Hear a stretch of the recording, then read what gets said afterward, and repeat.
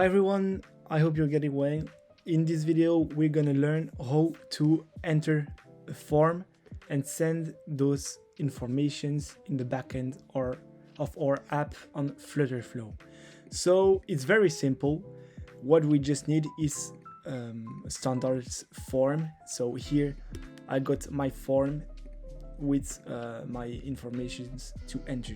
If I want a user to enter information in this form, and when he will click this button, it will be sent in the backend, I just have to add a button that will action the sending of those informations.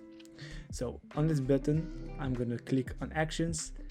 Here I got those actions are here actually, and I already have some informations that are getting, some actions that are getting be made.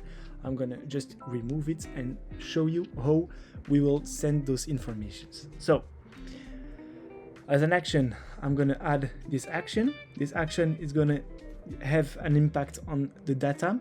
So we are getting into the backend database actions, getting to Firestore and create documents.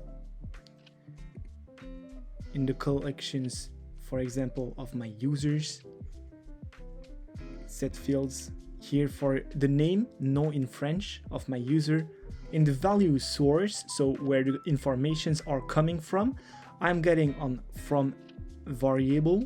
A variable is a place where you put informations, where you can refine those informations in. In this variable, you're getting to select a widget state that's actually on the page we are on, and we have chosen the first one for the name of my user.